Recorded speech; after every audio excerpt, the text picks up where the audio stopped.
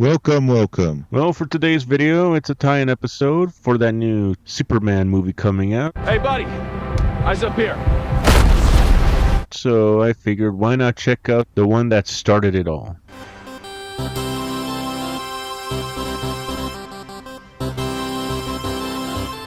Superman the Movie is a 1978 superhero film based on the DC Comics character of the same name. It was also the first of 4 installments in the Superman film series. The film was directed by the late Richard Donner, and it was based on a screenplay by Godfather writer Mario Puzo, along with David Newman, Leslie Newman, and Robert Benton. So, the idea for a Superman film began in 1973 by Elia Salkind. And after a difficult process with DC Comics, both he and his father bought the rights to the character the following year. And several directors, notably Guy Hamilton, were associated along with several screenwriters before Richard Donner was hired to direct. And Tom Mankiewicz was drafted in to rewrite the script and was given a creative consultant credit, mainly because Richard Donner insisted on playing it straight, as he didn't want the film to be a parody or campy. I said, this is Superman, this is, apple pie, this is Americana. It was a part of American history, and to me it had its own sense of reality, its own verisimilitude, and the mission was to keep it straight. And it was bold, as during that time it was dominated by gritty anti-heroes like Dirty Harry, and it had a bunch of cynical post-Vietnam films. Also, superhero films weren't taken seriously, as at the time the 60s Batman series was still fresh in people's minds, and studios feared audiences wouldn't buy into a sincere big-budget superhero story. Get it, Superman, you just do your thing. Right on. Lois is in danger. I'm gonna split. However, during production, the Salkind and Donner decided to film both Superman and its sequel, Superman 2, simultaneously. However, tensions between Donner and the Salkinds got intense, and it was decided to stop filming the sequel, which was 75% done, and instead finish the first film. And without further ado, let's check it out. So the film begins with a Superman comic, then we transition into space, where we get the opening credits, with the music done by the legendary composer John Williams. When Superman comes up on the screen, all of a sudden the music went, Superman. It actually said, I heard it say Superman.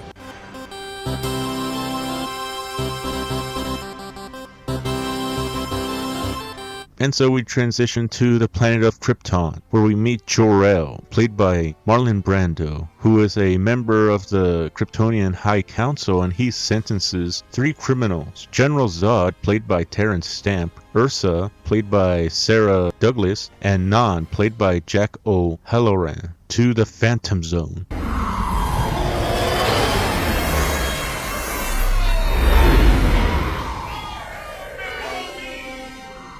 Yeah, we won't see them until the sequel. Anyways, after that shit, Jor-El warns the council that Krypton will be destroyed by its exploding red supergiant sun, and they dismiss his concerns. Luckily, before the planet's destruction, Jor-El and his wife Lara sent their infant son Kal-El to Earth, where his unique physiology grants him evolving superhuman abilities. And during his journey, Kal-El ages in 3 years and hears his father's audiobooks. Space and time. It is forbidden for you to interfere with human history.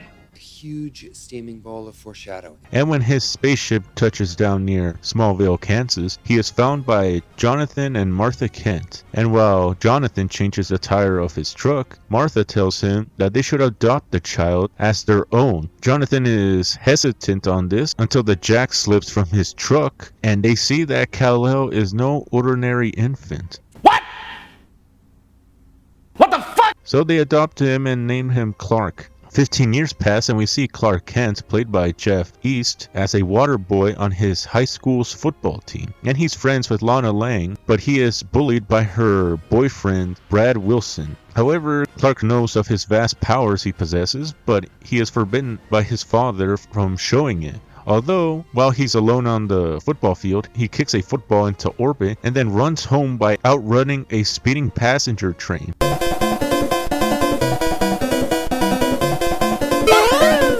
Anyways, when he arrives home, Jonathan reassures Clark that he is on Earth for a reason and that he should not let others bother him. And there's one thing I do know, son, and that is you are here for a reason. But I do know one thing. It's not to score touchdowns. No. He's got a point. And soon after, Jonathan gets a fatal heart attack. And during his burial, Clark mourns his father and saying that he should have used his powers to save him. No shit, Sherlock. And soon after, Clark hears a psychic call coming from the family barn and finds a glowing green crystal from his spaceship. This leads him to the Arctic, where he tosses the crystal and it forms the Fortress of Solitude. Inside, Jor-El's hologram reveals Clark's true heritage, and he trains him for 12 years, and by the time he's an adult, he's donning his blue and red suit with the letter S boldly on his chest, and he flies up and away. We cut to the city of Metropolis, where we see Clark, played by Christopher Reeve himself, as he is being hired as a reporter for the Daily Planet. And fun fact, originally the studio wanted to sign an A-list actor for Superman, and this included actors like Robert Redford, Paul Newman, Burt Reynolds, Sylvester Stallone, Neil Diamond, Arnold Schwarzenegger, James Caan, James Brolin, Lyle Gagnon, Christopher Walken, Nick Nolte, Jon Voight, Perry King, Chris Christopherson, Charles Bronson, Warren Beatty, and Clint Eastwood. However, Donner was more interested in casting an unknown actor, as audiences will believe that actor would be Superman. As an A-list actor, they'll just see him as just the actor himself. I just couldn't see Redford, any of those guys in blue tights flying around New York and being convinced, oh, it's Robert Redford, not Superman. So I really wanted an unknown. It can't be Jon Voight in a Superman suit or Burt Reynolds in a Superman suit. When Superman comes on the screen, he has to be Superman. You're goddamn right. Enter Christopher Reeve, who was chosen from over 200 candidates to play Superman. And when he got the role, he had to beef up and was trained by Darth Vader himself, David Prowse. Anyways, Clark meets and develops a romantic attraction to his co-worker, ace reporter Lois Lane, played by Margot Kidder. And we also meet their boss, Perry White, played by Jackie Cooper, and photographer Jimmy Olsen, played by Mark McClure. Anyways, Lois is intentionally puzzled by Clark's shyness and mild social clumsiness. And when the two are held up at gunpoint, Clark faints when the thug opens fire on Lois. Luckily, he catches the bullet with his bare hands, prompting the gunman to run. I guess I must have fainted. Fainted? You fainted. Sorry.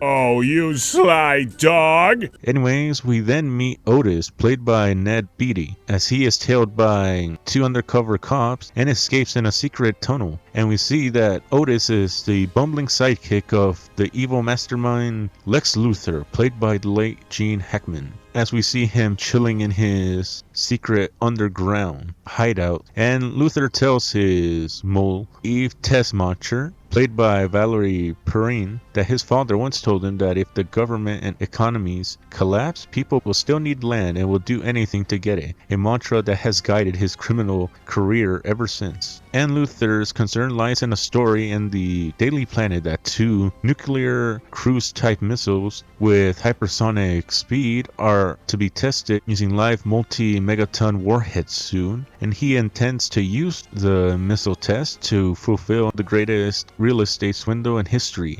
What more could anyone ask?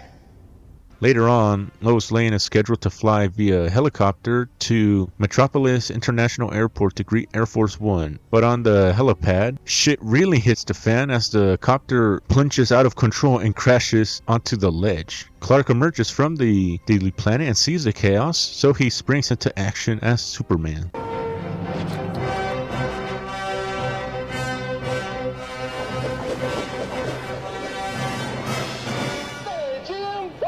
Excuse me. That's a bad outfit. Perfection. And when Lois falls out of the helicopter, he flies in and catches her. Easy, miss. I've got you. You've got me. Who's got you?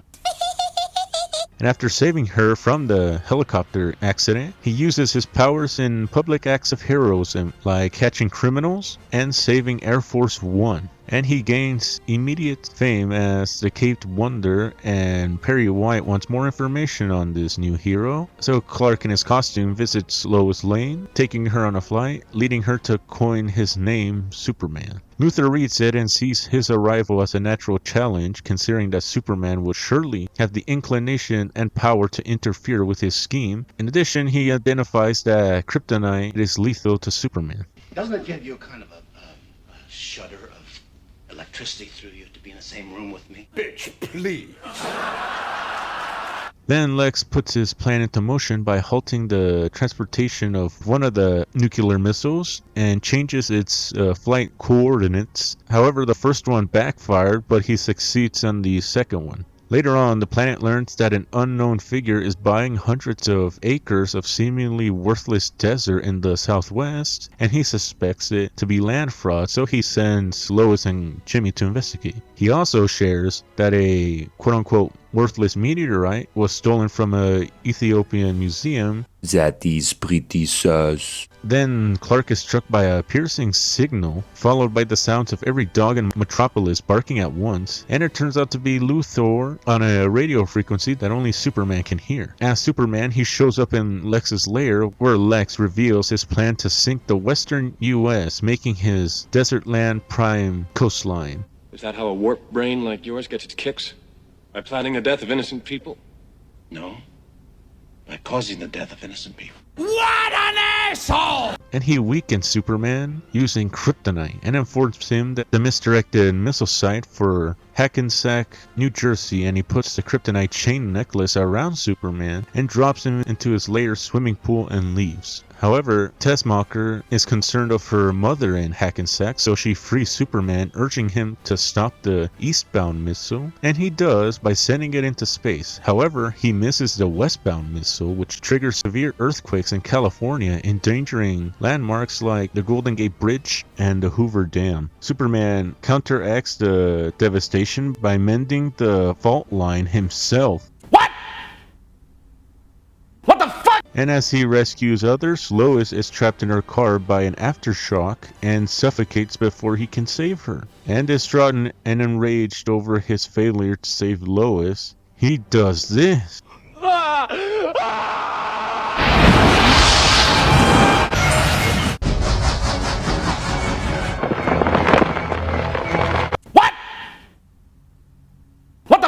Which, come to think of it, you'll be like, why the fuck don't you use that more often? You know how many disasters you can fix? But nevertheless, after saving Lois and the West Coast, he imprisons Lex Luthor and Otis, where Lex shows off his baldness. Lex Luthor, the greatest criminal mind of our time. I hereby serve notice. He's serving notice to you. That these walls here. Will you shut up, please? And fun fact, Gene Hackman is wearing a bald cap in this scene as he didn't want to shave his hair. So his hair was styled differently in various scenes, implying that he was wearing wigs. And he also didn't want to shave his mustache, but Donner said he'll shave his if Gene did as well. When Gene did shave his mustache, he saw that Donner didn't, but he laughed. After those two are in jail, the film ends as Superman soars into the sunset. And that was Superman the movie. The film at the time was the most expensive one ever made at that point, with a budget of $55 million. And luckily, it was a critical and box office success, making it the second highest grossing release of the year. And it launched Christopher Reeve into superstardom, and the film was nominated for Best Film Editing and Best Music and Best Sound at the 51st Academy Awards, and received a Special Achievement Academy Award for visual effects. In addition, the film also had 3 sequels. Also, the film even impressed his creators, Jerry Siegel and Joe Shuster, as they were in tears and thanked Donner for bringing him to life. In addition, the film also changed the perception of comic book adaptations, paving the way for everything from Tim Burton's Batman film to the entire Marvel Cinematic Universe. And to this day, it is hailed as one of the greatest superhero films ever made. Hell, even Kevin Feige used it as inspiration for his Marvel Cinematic Universe, as he himself and the filmmakers watched the film to get an idea of how they want the Marvel films to be. And I have no clue if he still does it, given the MCU's decline. Anyways, in 2017, Superman was selected for preservation by the Library of Congress, National Film Registry. And with all that out of the way, what do I think of the film? And I love the hell out of it. But I'm not gonna lie, I do have some nitpicks, one of which is the part where he reverses time, as, again, he could have used that multiple times. Hell, he even does it in one of the sequels. And some of the special effects, and I do mean some, haven't aged well, but despite the nitpicks, I still enjoy it, as it is a good Superman film. Hell, the film broke grounds for its special effects and storytelling. I also enjoyed the characters too, especially Christopher Reeve's performance, as it is still considered by many, including myself, as the definitive Superman, as his dual portrayal of Clark Kent and Superman are iconic, as he brings Superman's noble and humble personality, embodying the symbol of hope, as well as bringing Clark Kent's mild-mannered and awkward personality to life. And even after his accident, where he became paralyzed from the neck down, he still showed courage and optimism as he became an activist for spinal research, showing that even off camera, he still embodies a symbol of hope as a hero. In addition, the late Gene Hackman brings Lex Luthor's ego, ruthlessness, and manipulative manner to life, as well as bringing sarcasm and wit to a previously two-dimensional role. Because if any human being were going to perpetrate such a fantastic hoax, it would have been me. Also, Margot Kidder's Lois Lane is great too, as she also brings wit to the role, along with her fearlessness, vulnerability, and flirtatious personality. Not to mention, the film also enforced Superman as a symbol of hope, justice, and the American way during a time of political and economic uncertainty, which, not gonna lie, sounds pretty relevant right now. Superman is universal. There is a country in the world you can't go to that they don't know Superman, because with the problems of today.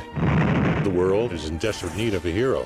Run for president, Soupy, because God knows we need you now. And I have to give a huge shout out to John Williams, as his score is still iconic, especially the Superman theme. As when you think of Superman, this is the one you think of. And even James Gunn's new Superman film uses John Williams' score. So overall, the film does a really good job blending adventure, humor, and romance. So I would give this film 5 out of 5 Superman symbols. And that was the video. Don't forget to like, share, and subscribe for more videos just like this. Oh, and if you like my work, support the channel at Ko-Fi. There you can support me with as little as $1 a month, and you can drop suggestions for any future projects you want me to check out, and you get to have your names in the credits. And if you do support me, I thank you very much, and I appreciate it very much. So stay safe out there, and goodbye.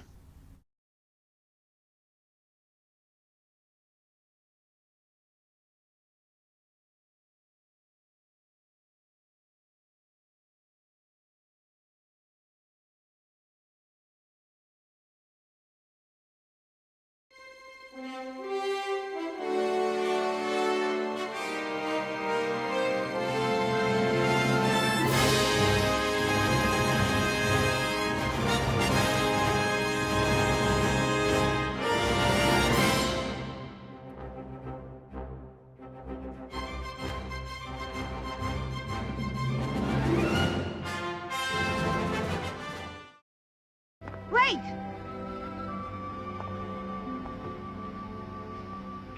Who are you? A friend.